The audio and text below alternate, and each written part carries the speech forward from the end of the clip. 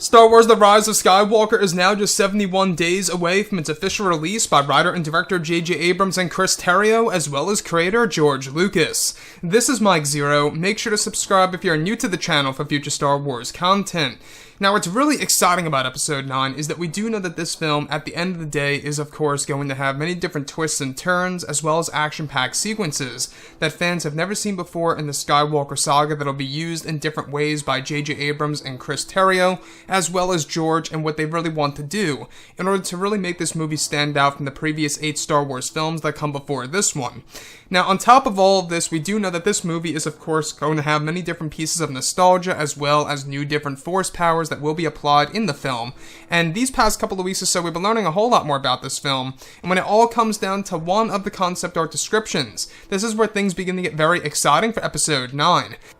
Now, specifically, what's really intriguing about all of this is that shot descriptions consisting of a sequence where it's explained that both Rey and Kylo Ren are said to be in a Force duel against Palpatine, where it's explained that Palpatine is said to be using Force lightning, where Rey is able to use the Force stasis technique to block the strike from hitting Kylo Ren. It's explained that this is where Kylo is said to stand by Rey, where he is able to use the Force Freeze ability as well to keep the lightning from hitting them, where they are able to redirect it back at Palpatine. It's said that the sequence involves a moment in which Palpatine is said to use a new Force ability, where he is able and is said to use the power of the Beyond, to use the ability called Force Conduit, where he is able to use Rey and Kylo Ren as a source of energy to rejuvenate his body to a more youthful state as he appeared in Revenge of the Sith.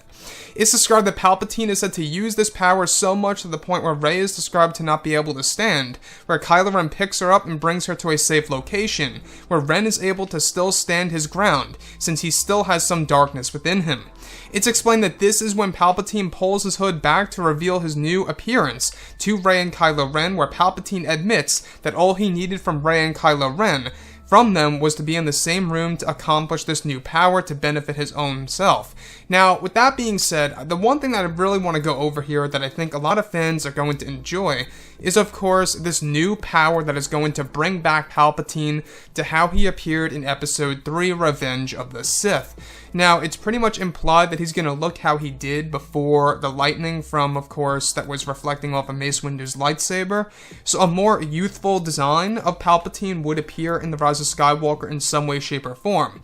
Now, the thing about this Force Conduit power, by the way, in case you guys did not know, this is said to be a power utilized by the Beyond itself, where the Beyond itself is actually said to be a power far stronger than both the dark and the light combined. And that really does speak volumes, because it tells us that what they're trying to do in Episode 9 is not only introduce new Force powers for Palpatine, Rey, and Kylo, but new Force powers that are going to justify as to exactly how Palpatine is able to bring himself back to a more youthful state. And like I say, we do know that a lot of reshoots are happening as we speak,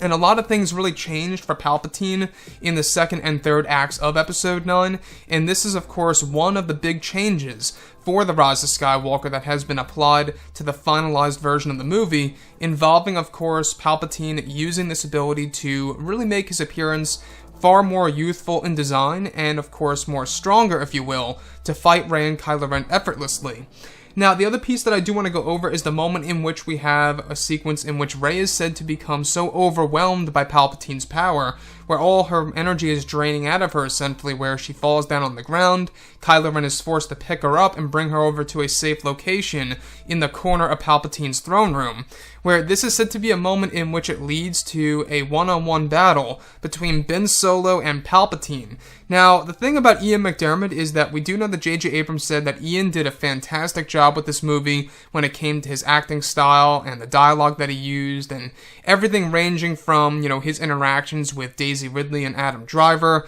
in the third act of Episode 9. It is going to be quite a thrill to see exactly how Ian delivers the character Palpatine once more in the Skywalker saga, because the last time we even saw Palpatine was, of course, in Episode 3, Revenge of the Sith, chronologically speaking,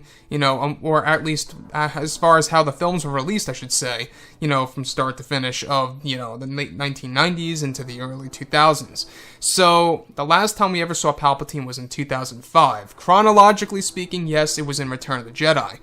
So, with that being said, the thing that I really am also excited about is, of course, this alliance between Rey and Kylo Ren going up against Palpatine while he's using the Force Conduit. Now, the Force Conduit, it sounds like it's a very interesting Force power since he's draining the energy from both dark side and light sides of the Force, and he's able to utilize that into his own being, where he's able to become far younger. Now, this is said to be done by a power stronger than the dark side itself, and that is, of course, all from the Force Nexus that resides over in the Beyond. And that, to me, I think, really is something that J.J. Abrams is trying to accomplish with this film by including a new medium of the franchise that we have never seen before. Anyways, guys, drop a comment below. Let me know what you think about all of this in the comments, and if you guys did enjoy the content for today, do make sure to drop a thumbs up on this video to support the channel. I thank you all so very much for the kind support, and I'll catch you guys next time.